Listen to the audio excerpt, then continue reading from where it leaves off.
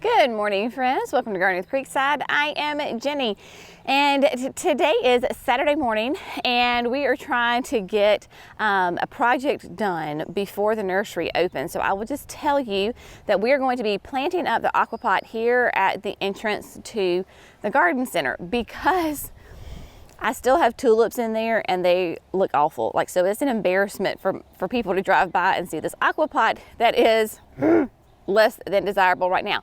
So that is our goal for this morning. You'll probably see cars going back and forth and employees back and forth. Just know this is the hustle and bustle of a Saturday morning.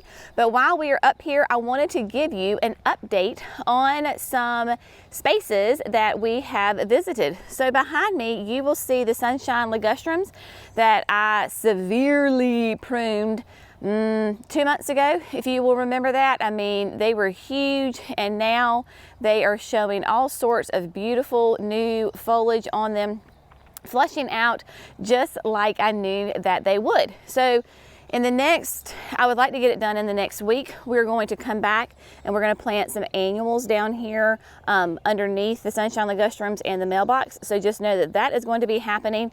And then here we have on this side the gate entrance bed. That's what I just call it. So I want to flip the camera around and give you just a quick little update on how all of these plants are doing, because I think you can see that they're loving life right now. Here we are at the entrance bed. This is just what I call it. If you remember, we've been here several times before, and things are popping out and doing really well. The hostas have really responded. This is going to be their first overwintering that they, I think, experienced, and they are doing great. So these are Sum and Substance hosta. I have a total of 4 of them.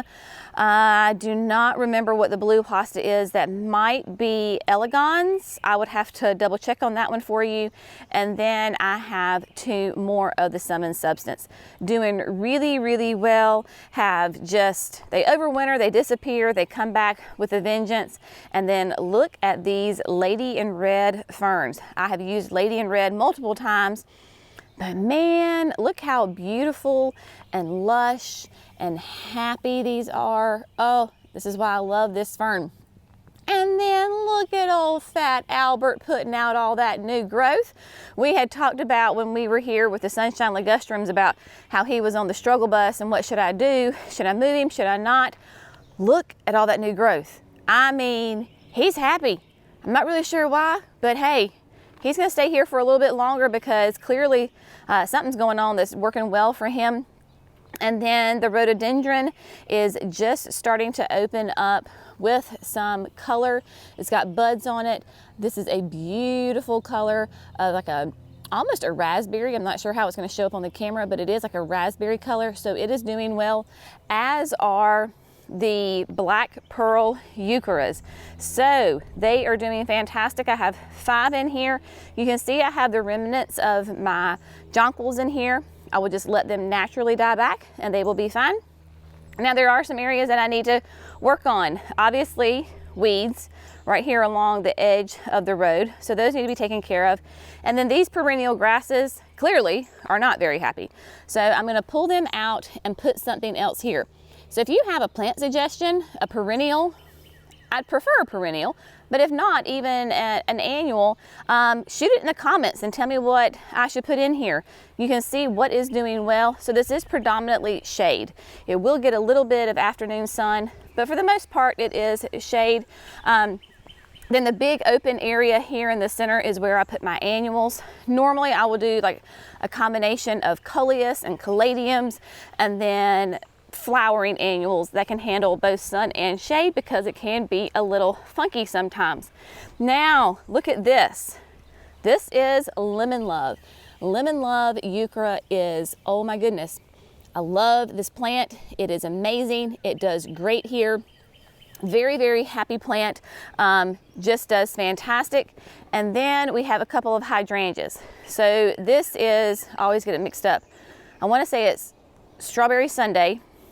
If not, I'll put the correct one on here, which is a panicle, and it does well. So it's got lots of new growth on it. And then back here against the gate, or the fence rather, I have just good old classic Annabelles. I had thought I had tried to kill them through neglect, but no, they are very happy, minus the weeds. But if you will look at all of those flower buds on there, absolutely covered, and so they will be blooming very shortly. Now, what we are going to focus on today is opposite of the Annabelles. On this side of the gate, we have the AquaPot.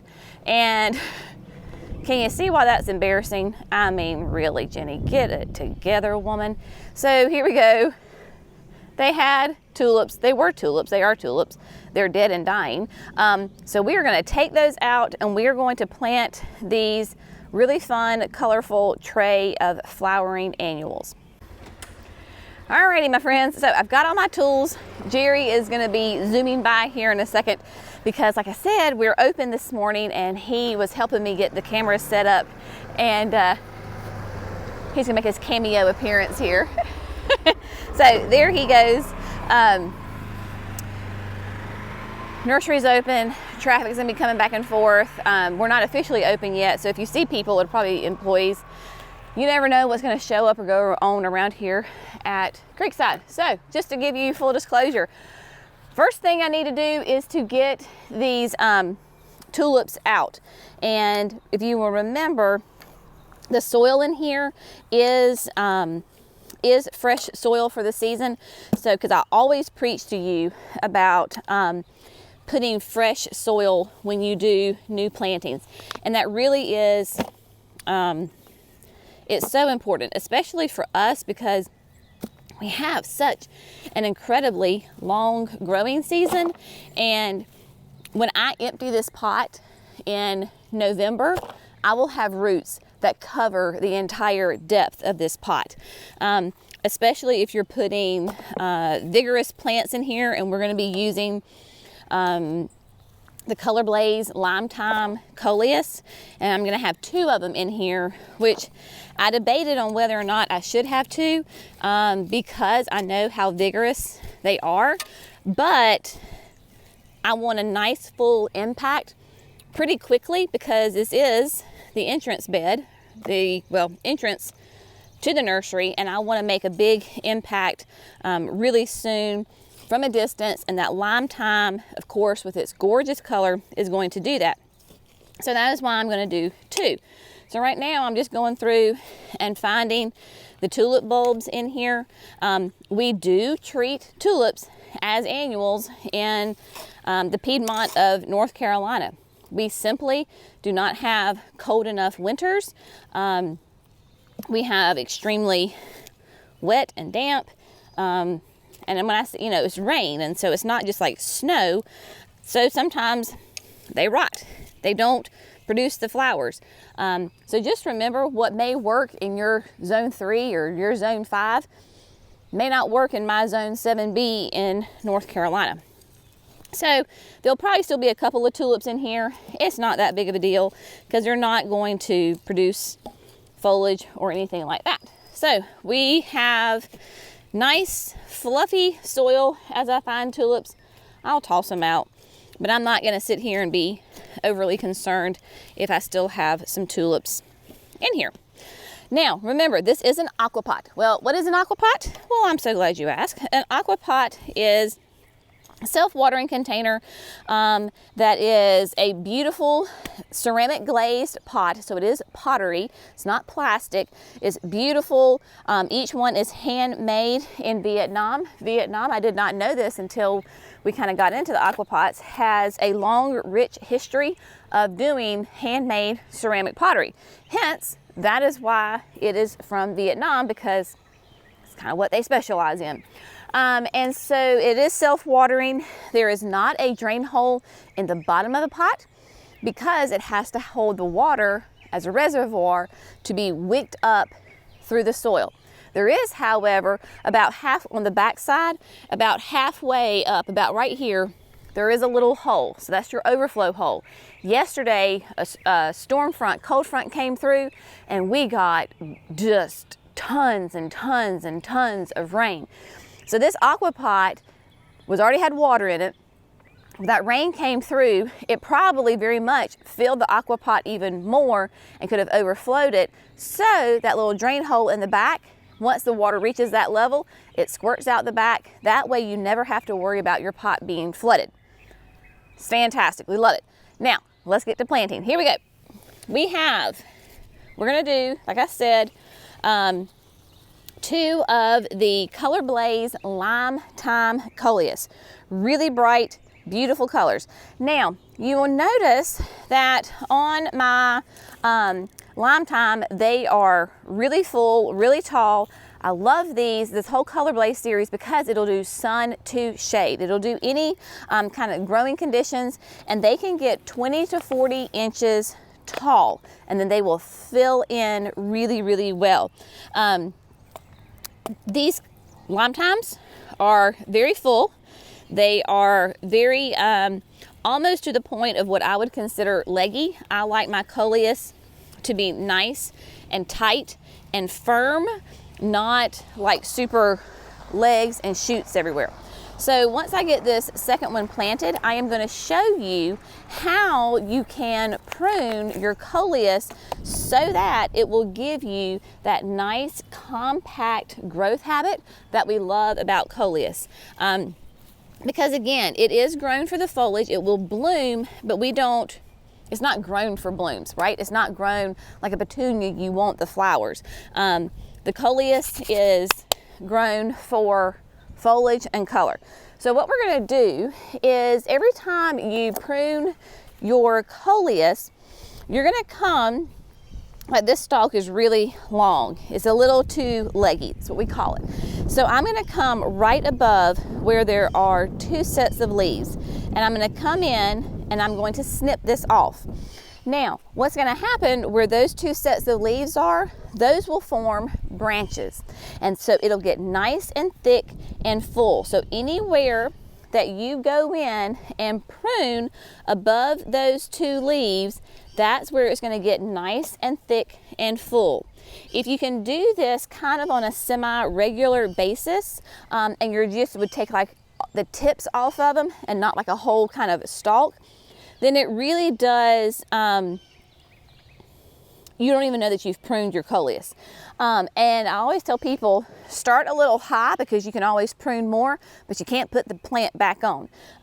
So this one particular looks a little out of place. So I'm gonna go down to the next level and I'm gonna snip that off right there. Again, now this one's not that long, so I'm just gonna go take the little tiny little tip off. There we go. See, and now yes, you can tell that they've been pruned, but they're going to be more compact, and in the long run, it's going to make a very happier plant for me than if they were long and leggy, because if they're too long and leggy, when a storm comes through and the wind is whipping, it can flop them over or even snap them. So we want them nice and tight and compact. So Lime Time is going to be my thriller in the back. And then in the front, we're going to put some Sun Patience.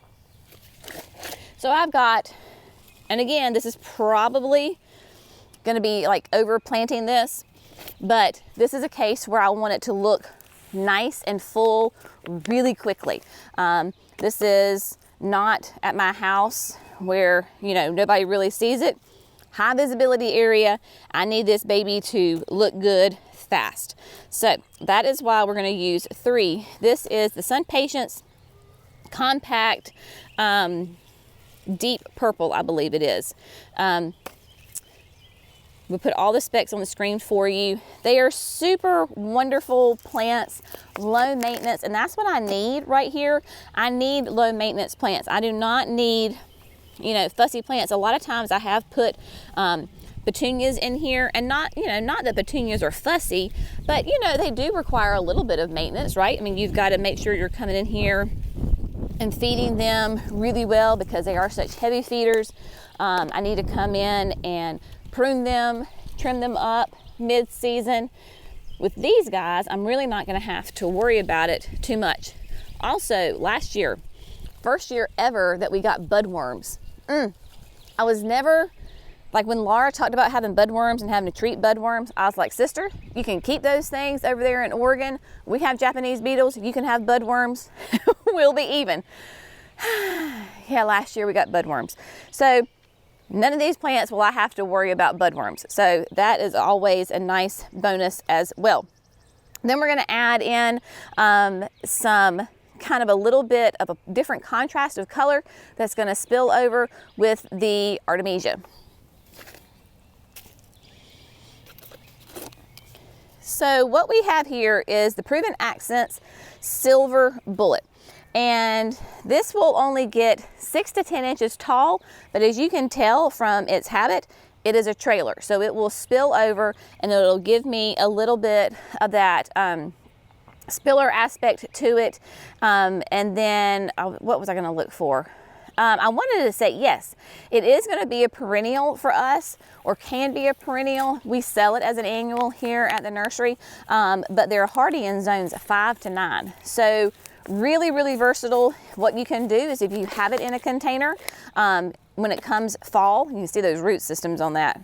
Come fall, you can take them out of your containers if you want to, and then pop it in the landscape. You just want to make sure that it has enough time to get rooted and established before, you know, the cold weather really hits, so that way it can overwinter really well. And I think I was over ambitious and I brought 4. I think 2 will do just fine and fill in here. Now, another thing as a design tip, we are going to be planting here really soon the 2 flower beds that flank the main entrance to the nursery down there along the creek bank, and we are going to be using the Lime-Time coleus and these same sun patience. So when I was laying in bed last night trying to figure out what plants I wanted to use in this AquaPot, I said, you know what, it's going to make a lot of sense to use those same, and not that, because I don't think we're using the Artemisia down there, but we're using the Lime-Time and the sun patience down there. So when you come to the nursery, you'll see this first, and then as you proceed, you'll see those same plants again down in those beds along with other plants. But it just kind of helps tie in this whole area together. Now, so I've got them in. The soil is really well. So what I have started doing is, you know, I preach to you that you want to top dress your containers. I've always said mulch, which is still a really good thing. So you can top dress with mulch and it does great. My mama has started doing it with some land and sea. And so I was like, why not? It adds that slow release of nutrition down into the plants. So that is what I am going to use today, because there was a broken bag at the nursery. And you know, you don't really want to sell the broken bags to our customers. So I just decided that I would sacrifice myself and use this one today. So that is what we are doing here. So it already has the hole. That's not really in the best spot, but that's all right. So I'm just going to come in with some handfuls and we're going to top dress.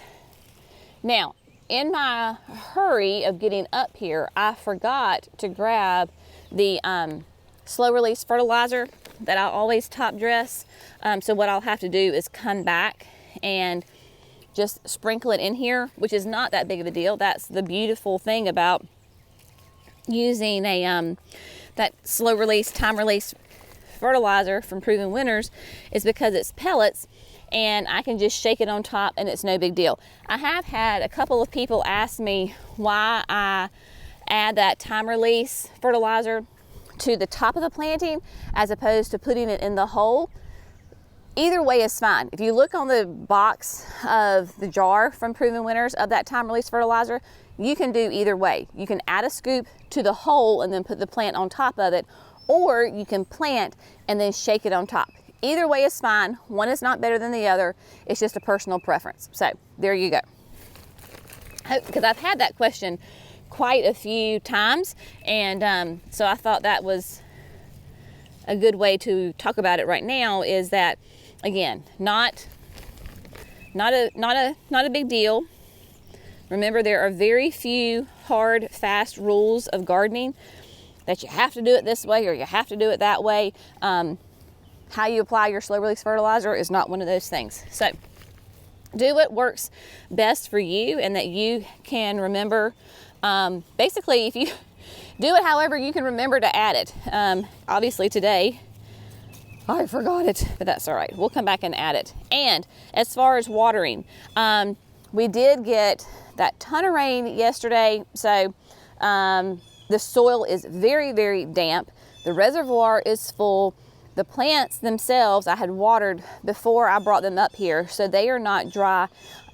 If I can remember, or if I have the availability to come up here with a watering can, I will do that and water them in. That way that all that soil will settle down with them.